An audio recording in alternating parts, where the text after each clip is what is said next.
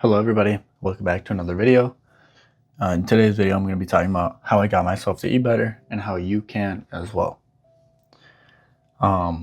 It's really actually very easy and simple how to get yourself to eat better, and it takes time, but if you are willing to commit to it and make yourself physically better and mentally better by eating better, you can do it. It's very easy. Some benefits of eating better are physical health, physical strength, physical health in general, mental health, and then just like overall well-being. And if you notice, like mostly everything comes from sleeping well and eating well, mostly everything good, I should say. Like if you have diabetes, that's an eating thing. If you're groggy throughout the day, that's sleeping and eating. If your physical health is down, that's sleeping and eating. So sleeping and eating are very important. So this is how I got myself to ultimately eat better, and how you can too by just following these few steps. So my first thing is gradually. You can eat better by just kind of taking it slow, taking it one step at a time. You don't want to force yourself to just switch over to completely new foods and super healthy foods. While super healthy foods are good, just kind of taking it step by step and eliminating some of those bad things first helps to kind of get you rolling. You also see this like in a bunch of things, like if you are at the gym and you're trying to build muscle, your muscles are going to gradually adapt to exercises. I've talked about this before. So you kind of want your brain and your body to naturally adapt and kind of notice like, oh, this is like treating me better, and it's like actually kind of enjoyable. So we can start bumping it up and up and up and keep going. But if you try to force yourself to, quit all sugar and then quit eating everything except for maybe like whole foods, like right away, it's going to be very difficult for you, and you are going to have a very hard time with actually eating correctly overall, because you're more likely to quit after a short period of time. So gradually is the first point, one of a very important point. So the next is to learn. Learning about nutrition is also extremely important.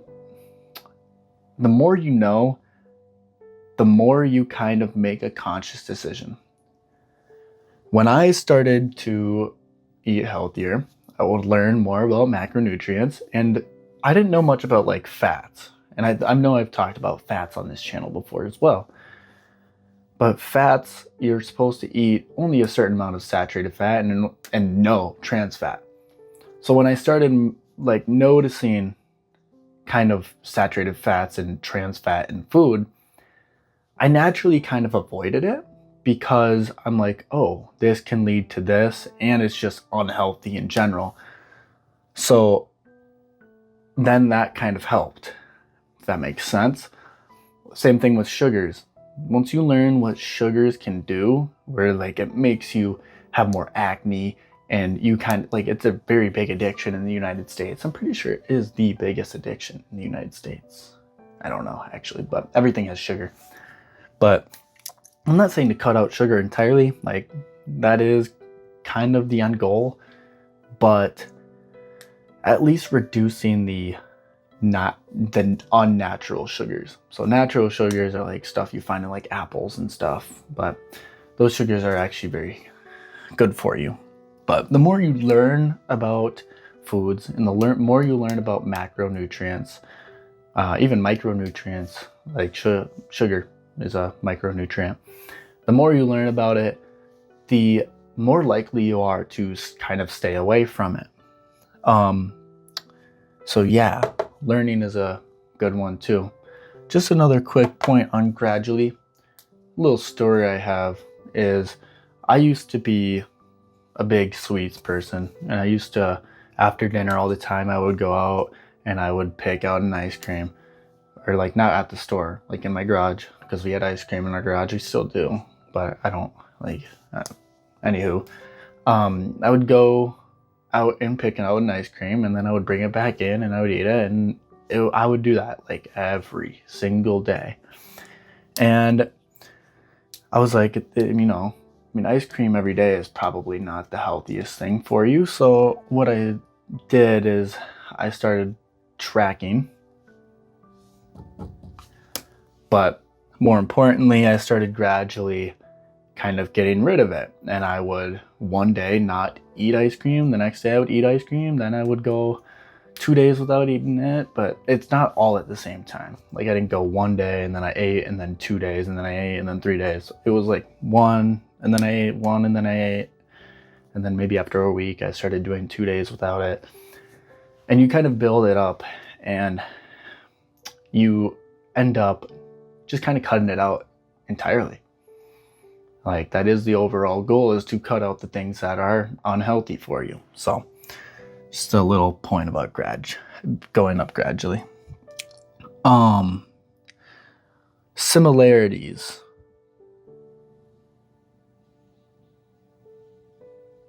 Low-key, don't remember why I put that on there. I'll try to think about it. We'll come back to that.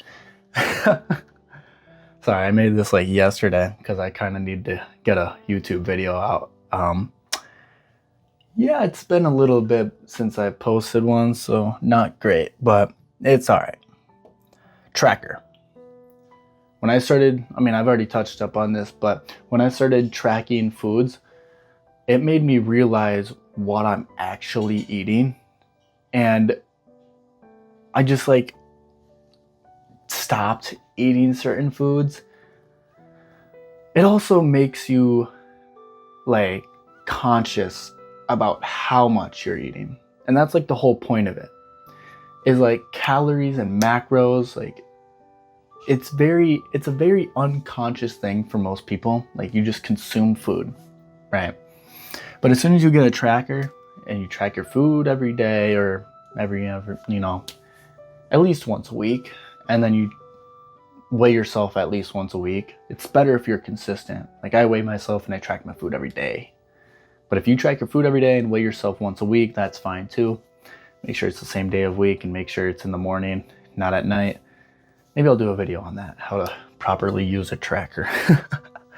But once I started like noticing like, oh, I am under eating a ton, or oh, I'm overeating a ton, it kind of made me conscious, and it actually built up my knowledge about like calories and macros. So when I look at something, I can kind of just like guess how much of something there is.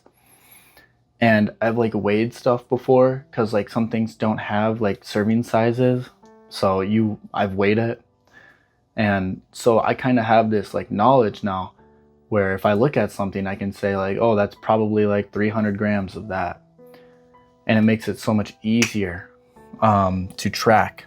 But the tracker itself helps because it shows you how much you're eating and how much you should be eating.